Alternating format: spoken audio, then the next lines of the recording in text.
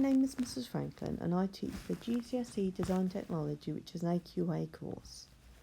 The course is 2 years. In year 10 we mostly focus on building your skills and knowledge up by doing some practical projects, which obviously involve the design and development elements also.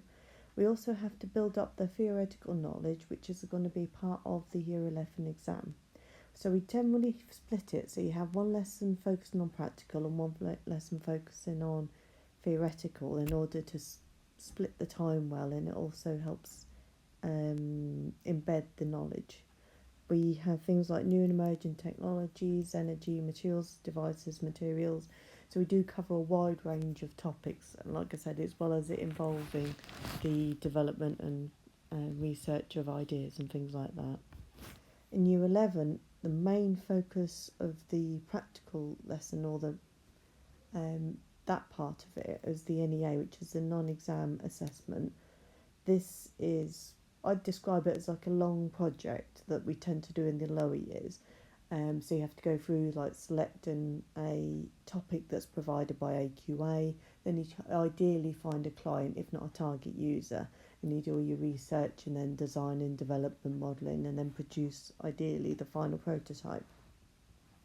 The main focus is obviously trying to creatively solve problems, and a great deal of the designing and developing part is part of the marking. Obviously the final piece is also a part of it, which is why we build up the skills. Also you obviously be building up your theoretical knowledge for part of the exam, and we basically focus on the 2 units that are supportive of the project in year 11. The assessment is split for the GCSE, half for the NEA, the project, and half for the written exam. As you can see on the slide, it's split into 3 pieces, the exam, with 50% of it being part of the designing and making principle, which is what we do a great deal of work on in year 11.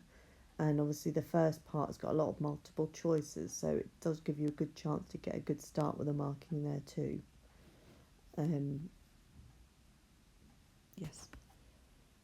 Destinations was quite a variety of things that you can be doing, from marketing to performing arts, journalism, motor vehicle, product design, carpentry. It's building up sort of your problem solving skills and creative abilities and technical knowledge. I have to say, if you did want to choose this course, you do need a good work ethic, as with a lot of the GCSEs, and good attention to detail, but also really enjoy like the practical element, find out how things work and the way to create things to resolve problems, because that is what the core of this subject is. It's creatively solving problems, it's fulfilling needs.